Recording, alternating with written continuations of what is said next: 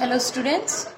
So beta, as your exams are coming very near now, so today I'll be discussing some MCQs, that is multiple choice questions of the content which will be coming in our exam. ठीक है, जितना part हमने half part chapter अपना cover किया अभी metal and non metal, तो उस पे बेस्ड जो ऑब्जेक्टिव क्वेश्चंस आपके बनेंगे एंड थियोरेटिकल क्वेश्चंस के लिए देखिए आप NCERT exercise Intex questions completely करें प्लस नोट्स उसके लिए अच्छे से पढ़े, दैट वी हैव रिवाइज्ड. ठीक है, वो पार्ट अपना ऑलमोस्ट रिवाइज सारा हो चुका है.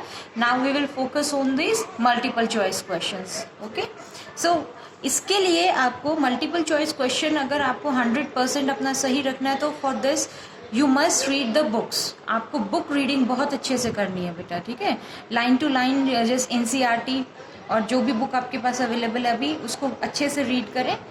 Very small portion of chemistry is coming this time. Okay, so let's start with some questions now. See, so the first question is, which of the following property is generally not shown by the metals? ठीक है, some options are given to you और इनमें से आपको वो property select करनी है which is not shown by the metals, जो मेटल शो नहीं करते हैं. So let's see the options first. First option में अपने पास electrical conduction, metals electrical conductivity show करते हैं. ठीक है, so this one will not be your answer. Then sonorous in nature, sonorous in nature का मतलब, सोनोरस का मतलब क्या होता है बेटा? रिंगिंग साउंड जो प्रोड्यूस करते हैं, तो मेटल्स की प्रॉपर्टी होती है ये. Then we have dullness. ठीक है, dullness means they does not have shine but metals do possess shine. Metals में शाइन प्रेजेंट होती है ना, लस्ट्रस होते हैं ना मेटल्स. सो यहाँ कह रखा है डलनेस यानी वो डल अपीयरेंस होती है उनका, तो ऐसा नहीं है. तो this property is not shown by the metals, इसको आप सेलेक्ट करेंगे. एंड द फोर्थ ऑप्शन अपना क्या था इसमें? Ductility. What is ductility?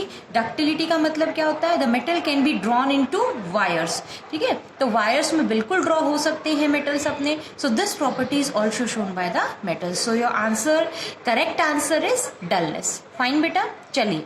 Now coming to question number 2. Question number 2 is the ability of metals to be drawn into thin wire is known as. अभी अभी आपको बताया था कि the ability to draw into thin wires, what is that known as, what that property is known as? First option is the right answer only. ठीक है, इसमें आपका फर्स्ट ऑप्शन ही राइट है, that is ductility. ठीक है, आगे के option एक बार चेक जरूर करें. ठीक है, देखो MCQs का यही फंडा बेटा, मैंने आपको पहले भी समझाया था कि while solving the MCQ based questions आपको क्या करना है, मतलब मल्टीपल चॉइस क्वेश्चंस इनको सॉल्व करने दौरान आपको क्या करना है? You have to find out the wrong ones. आपको कैंसिल आउट करने, ये रॉन्ग कैंसिल आउट करे, देन ओनली आपका आंसर सही आ पाएगा. ठीक है, जल्दी जल्दी में आप कभी क्या होता है कि बिना दूसरा ऑप्शन चेक करे कभी टिक कर जाते हैं तो गड़बड़ हो सकती है. हर केस में नहीं, कहीं कहीं गड़बड़ हो सकती है आपसे. ठीक है, so see these options also. Malleability क्या होता है? शीट्स में बीट करना. सोनोरिटी साउंड प्रोड्यूस करना. कंडक्टिविटी मतलब हो रही है इलेक्ट्रिकल और हीट कंडक्शन करना. So these are not the options, क्योंकि वायर का पूछा था and that is the ductility. Fine, चलिए. नाउ थर्ड क्वेश्चन देखिए. Aluminium is use for cooking utensils. Cooking utensils के लिए एल्यूमिनियम को यूज़ किया जाता है, लेकिन आजकल बेटा बहुत न्यूज़ में आ रहा है कि एल्यूमिनियम के जो हमें यूटेंसिल्स हैं वो यूज़ में नहीं लेने चाहिए फॉर कुकिंग. ठीक है, तो उस बात का भी आप ध्यान रखिएगा. लेकिन हम अपने क्वेश्चंस को देखते हैं पहले इसमें कि it is use for cooking but which The next part asked is which of the following properties of aluminium is responsible for the same. यानी किस प्रॉपर्टी की वजह से इसको यूटेंसिल्स की फॉर्म में यूज किया जाता है. यूटेंसिल समझते हैं ना बेटा, बर्तन. ठीक है, कुकिंग यूटेंसिल्स जिसको हम डायरेक्ट गैस स्टोव पे रख के यूज कर सके. ठीक है, तो थर्मल कंडक्टिविटी. ठीक, अब यहाँ गड़बड़ हो सकती है आपसे. देखो बहुत बच्चे इसको यहीं टिक कर जाएंगे, गुड थर्मल कंडक्टिविटी.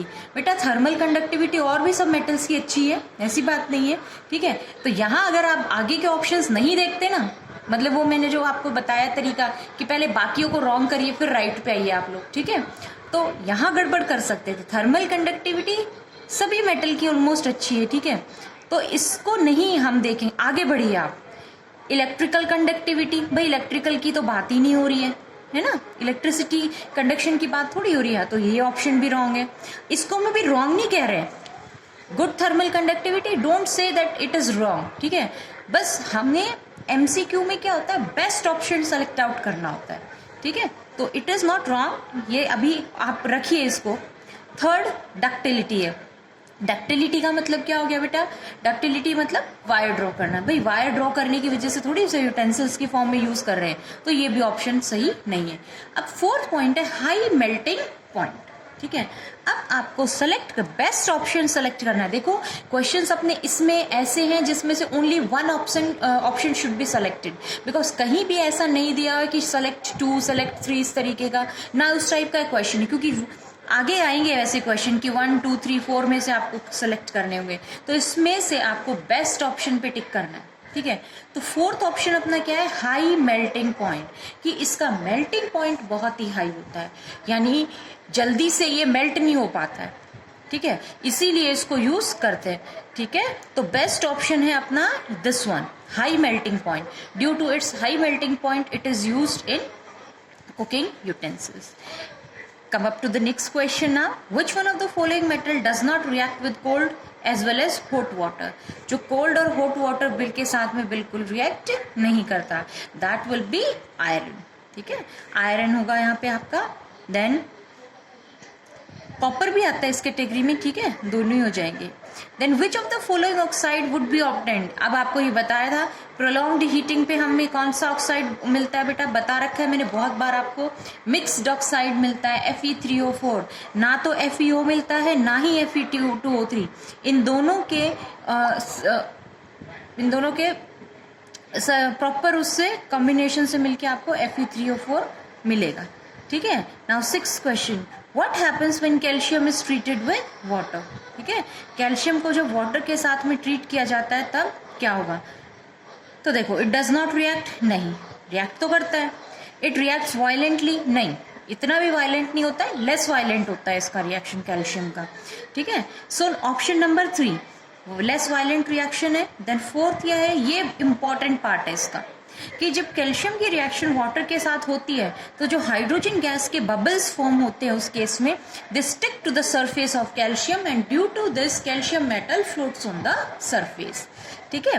तो अपने को इसमें कौन कौन से ऑप्शन राइट लग रहे हैं, third and fourth, fine. So you will tick part. अब इसमें देखिए आप लोग, जो A B C ऑप्शन इसमें कहाँ है, थर्ड फोर्थ आपका, ये दिस वन D, ठीक है। I send you a click of these MCQs so that you can prepare, ठीक है बेटा, अभी बस समझिए आप इनको यहाँ से। Then metals react with acid to give salt and hydrogen gas. आपको पता है कि जब भी कोई मेटल किसी एसिड के साथ रिएक्ट करता है तो उसमें क्या मिलता है बेटा, हमें salt and hydrogen gas. But एक एसिड ऐसा है which does not produce hydrogen gas, कौन सा एसिड है बेटा, वो एक्सेप्ट मैंगनीज और मैग्नीशियम, बहुत बढ़िया से आपको समझाया था मैंने। विच एसिड इज दैट, HNO3, ठीक है, नाइट्रिक एसिड। ऐसा क्यों होता है, नाइट्रिक एसिड क्यों हाइड्रोजन गैस प्रोड्यूस नहीं करता, reason I also told you that HNO3 is a strong oxidising agent. ये वर्ड याद रखिएगा बेटा, what is this, it is a strong oxidising agent. तो ये क्या करेगा, हाइड्रोजन गैस जो प्रोड्यूस हुई है उसको ऑक्सीडाइज कर देगा और किस में कन्वर्ट कर देगा, वाटर में, ठीक है। चलिए नेक्स्ट क्वेश्चन आ जाइए अभी आप, composition of aqua regia. Aqua regia composition, very easy question, आप ये मानिए ये क्वेश्चन जरूर पूछे जाएगा, ठीक है, बहुत चांसेस है इस क्वेश्चन के आने के, ठीक है। तो कंसंट्रेशन ऑफ एक्वारेजिया क्या है, कंसंट्रेट HCl, याद रखो आप तो ऑप्शन फिर इसमें ढूंढ लेना बस, ठीक है। कंसंट्रेट HCl और कंसंट्रेट HNO3 का 3:1 रेशियो प्रेजेंट है, ठीक है। तो देखो यहाँ तो डाइल्यूट दिया तो इसको तो पहले ही क्रॉस कर दो, इसमें भी डाइल्यूट है, क्रॉस करो इसको। D ऑप्शन में भी दोनों डाइल्यूट दे रखे, क्रॉस, जहां भी डाइल्यूट दिखे ना उसको तो डायरेक्टली क्रॉस कर दो, सोचना ही नहीं है आपको, ठीक है बेटे। C ऑप्शन जो इसका है, concentrate HCl concentrate HNO3 ratio 3:1, बिल्कुल राइट है आपका ratio, so this one will be the right answer, fine. आगे आइए, आयनिक कंपाउंड्स नहीं है इनमें से, ठीक है। तो KCl आयनिक कंपाउंड होता है, ठीक है, बिकॉज मेटल नॉन मेटल से बना हुआ है आपका। NaCl भी आपका आयनिक कंपाउंड है, मेटल नॉन मेटल से फॉर्म्ड है। बट HCl ये आयनिक कंपाउंड नहीं है बेटा, ये कोवेलेंट कंपाउंड में आता है। कोवेलेंट कंपाउंड जिसमें थोड़ा बहुत आयोनिक कैरेक्टर प्रेजेंट है, पर ये आयनिक कंपाउंड नहीं है, ठीक है। ये डिटेल हम लोग बाद में पढ़ते हैं इसकी। देन कार्बन टेट्रा क्लोराइड, क्योंकि दोनों ही इसमें क्या है आपके नॉन मेटल्स हैं, और इसमें भी दोनों ही नॉन मेटल्स हैं, ठीक है। तो इस वजह से these are not the ionic compounds. Ionic compounds किस वजह से फॉर्म होते थे? मेटल एंड नॉन मेटल की रिएक्शन से। ये पॉइंट आपको याद रखना है, ठीक है। तो ऑप्शंस कौन से राइट होंगे अपने? Second and third.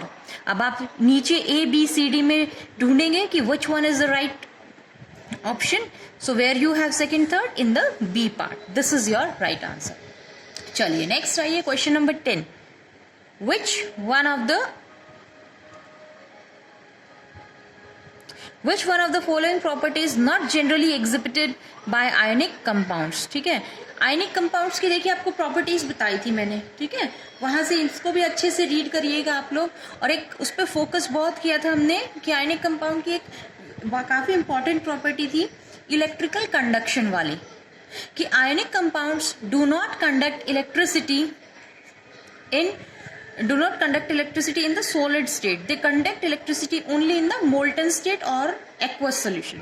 ठीक है, वही चीज इंपॉर्टेंट है। तो देखो सॉल्युबल है वाटर में, ठीक है। अपन को वो प्रॉपर्टी फाइंड आउट करनी है बेटा जो एग्जिबिट नहीं होती है। फाइन, सो सॉल्युबिलिटी तो एग्जिबिट करता है, they are soluble in water because दोनों ही पोलर है, डिसॉल्व हो जाएगा।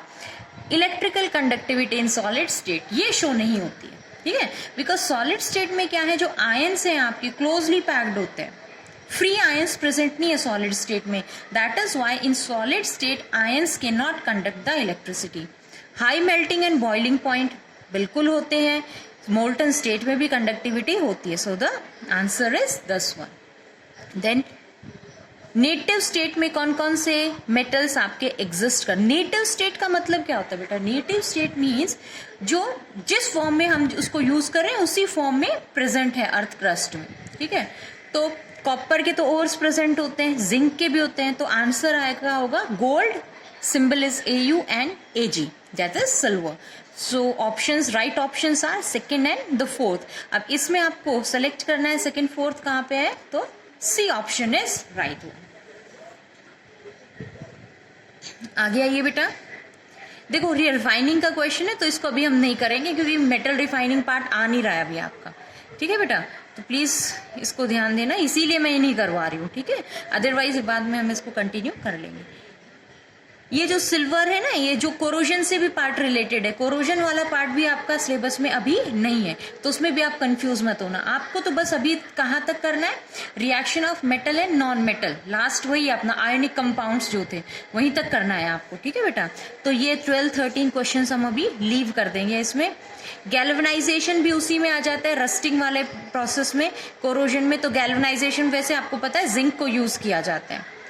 एलॉय वाला पार्ट भी बेटा उसी में आता है, ठीक है। ये कुछ क्वेश्चंस ऐसे हैं जो इस बुक में जो अभी हम नहीं करेंगे इनको, ठीक है बेटा। इजी है वैसे क्वेश्चंस में, कोई ऐसा नहीं है 16 क्वेश्चंस भी नहीं करेंगे हम लोग। चलिए अब आ जाइए क्वेश्चन नंबर 17 पे। Generally metals are solid in nature, हम सबको पता है ना, सॉलिड होते हैं जनरली नेचर में। But which one of the following metal is liquid at room temperature. Liquid metal कौन है रूम टेम्परेचर पे? मर्करी। फाइन, याद रखना। अच्छा, एक और मेटल है जो अपना हैंड पे रखते ही मेल्ट कर जाता है, विच वन इज दैट? गैलियम। याद रखना बेटा इसको, गैलियम, ठीक है। 18th क्वेश्चन, इलेक्ट्रोलाइसिस वाला पार्ट भी नो अभी नहीं, ठीक है, बाद में देखेंगे इसको भी बिकॉज अभी नहीं है ये अपना। Then 19th, generally non metals कैसे होते हैं? Lustrous. Generally non metals are not lustrous, यानी उनमें शाइन प्रेजेंट नहीं होती है। तो which of the non metal is lustrous? कौन सा नॉन मेटल लस्ट्रस है? तो आंसर क्या होगा इसमें? Iodine, because sulphur, oxygen, nitrogen ये सब नॉन लस्ट्रस ही होते हैं। Iodine which being a non metal is lustrous, यानी शाइन प्रेजेंट होती है। देन वी हैव, अच्छा Very important question. Which one of the four metals would be displaced from the solution of its salt by other three metals? आपको 4 metals given है, इधर 4 option given है. Question ये पूछा हुआ है कि इन 4 में से ऐसा कौन सा मेटल है जिसको बाकी तीनों मेटल उसके सॉल्ट में से डिस्प्लेस कर देंगे. इसका मतलब we should know their reactivity series, है ना, कि जो सबसे लो रिएक्टिव होगा उसी को बाकी सब डिस्प्लेस कर देंगे. तो देखो इसमें अगर मैं रिएक्टिविटी सीरीज की बात करूं तो magnesium has the highest reactivity, then zinc, then copper and the least reactivity किसकी है? सिल्वर की. तो silver is the metal which can be displaced from its solution by the other 3. यानी तीनों ही मेटल आप सिल्वर के सॉल्ट सोल्यूशन में से उसको डिस्प्लेस कर सकते हैं. ऐसे क्वेश्चंस में आपको जो लो रिएक्टिव मेटल है उसको सेलेक्ट आउट करना होता है. ठीक है. देन क्वेश्चन नंबर 21, इसमें क्या है बेटा, आपको एक्वारेजिया का कंसेंट्रेशन दिया हुआ है. ये बताया हुआ एक्वारेजिया मैं आपको पहले ही वहां समझा भी चुकी हूँ. ठीक है. तो उसका पूरा पार्ट दिया हुआ है. एक्वारेजिया का 3:1 रेशियो में प्रेजेंट होते हैं. तो एक्वारेजिया में डिजोल्व कौन होता है? गोल्ड. ठीक है. तो इसको आप यहाँ से सेलेक्ट कर देंगे कि gold can be dissolve in the aqua regia. Alloy, उसके बाद देखिए, N alloy is alloy any element है? नो. कंपाउंड? नो. क्या होता है alloy? It is a homogeneous mixture. Heterogeneous भी नहीं होता बेटा. एलॉय क्या है? होमोजीनियस मिक्सचर है. ठीक है. इलेक्ट्रोलिटिक सेल अभी हम नहीं करेंगे क्योंकि बाद में आएगा आपका. आगे देखिए, इलेक्ट्रोलिटिक रिफाइनिंग भी नहीं होगा बेटा, लास्ट में आ जाता है बाद की चीजें. क्वेश्चन नंबर 25 देखिए, an element is soft and can be cut with a knife. ठीक है. This is very reactive to air, can not be kept open. तो ऐसा कौन सा एलिमेंट है जो काफी सॉफ्ट है और नाइफ से भी कट कर सकते हैं? बेटा सोच, दिमाग में आते ही विग्रसली रिएक्ट कर रहा है वाटर के साथ, तो the answer will be sodium. ठीक है. ये हो जाएगा इसमें आपका. Then question number 26, alloys homogeneous mixture होते हैं. देखो ऊपर आपको भी बताया था, alloys are homogeneous mixture with a metal and और non metal. Which among the following contain non metal as it constituent. यानी ऐसा कौन सा एलॉय है इसमें से जिसमें एक पार्ट नॉन मेटल है. ठीक है. तो इसके लिए आपको इसकी कंस्टिट्यूशन प्रेजेंट पता होनी चाहिए. वैसे तो ये लास्ट में आता है चैप्टर एंड में. ठीक है. पर अब मैंने पढ़ ही दिया तो इसको डिस्कस जरूर कर लेते हैं. तो इसमें आ जाएगा बेटा आपका स्टील. ठीक है. जिंक, ये अमालगम में तो मरकरी प्रेजेंट होता है मेटल के साथ में. ब्रॉन्ज और ब्रास में आपको पता है कॉपर टिन और कॉपर जिंक ये प्रेजेंट होते हैं. तो स्टील इसमें आपका आ जाता है, कार्बन की कंस्टिट्यूशन इसमें होती है. देन 27 देखिए, विच among the following is incorrect for magnesium. Magnesium के लिए इनकरेक्ट आपको सेलेक्ट करना है इसमें.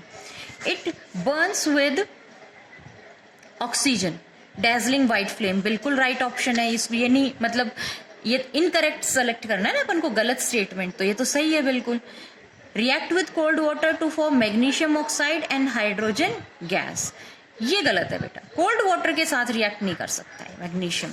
देखो जब आपको वाटर के साथ हर मेटल की रिएक्शन मैंने 1 बाय 1 करके समझाई थी तो उसमें बताया था कोल्ड वाटर के साथ कौन कौन रिएक्ट कर सकते हैं आपके, सोडियम, पोटेशियम और calcium.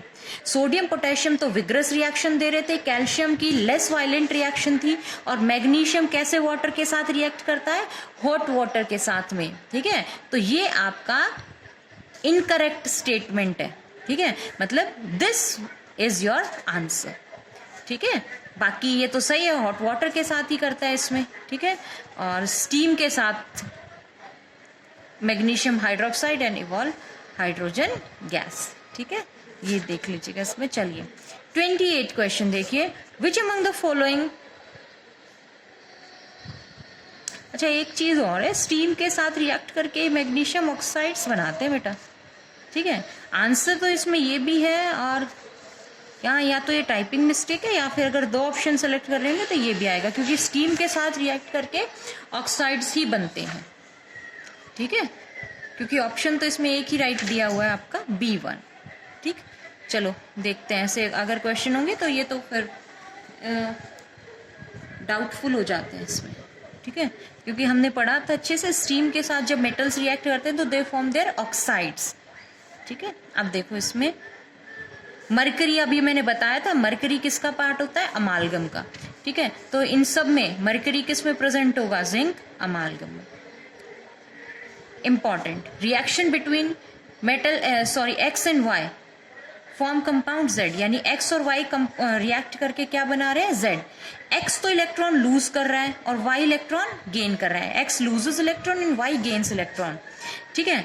Which of the following property is not shown by Z. अब देखो यहां से आपको ये पता चल जाना चाहिए कि X और Y they are metal and non metal. X तो क्या हुआ बेटा, मेटल हुआ क्योंकि इलेक्ट्रॉन लूज हो रहे हैं.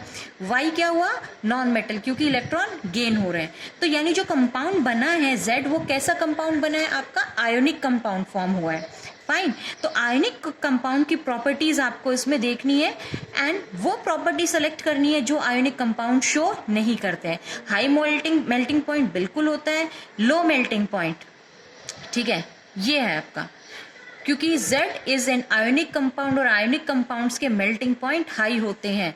ठीक है, तो ये प्रॉपर्टी शो नहीं करेगा, लो मेल्टिंग वाली प्रॉपर्टी शो नहीं करेगा. ठीक है, समझ में आ गया ना बेटा. दिस वॉल्यूम कम. ठीक है,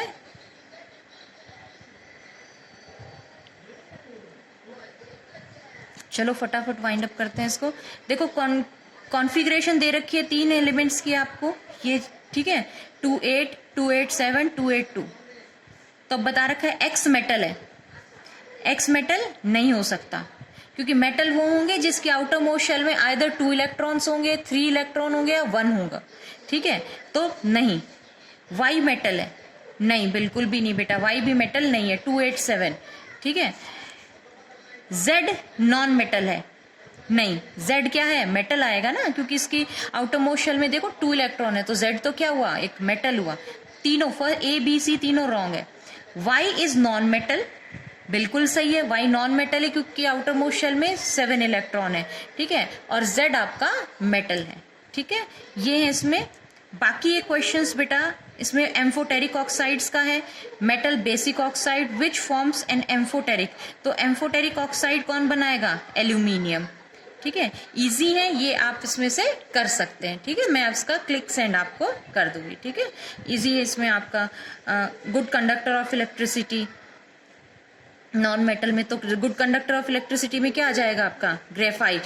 ठीक है, और कोटिंग किसके ऊपर होती है, वायर्स के ऊपर, पीवीसी की. विच of the non metal is liquid, bromine. ठीक है, इतने आप इसको कर लेना. थैंक यू बेटा.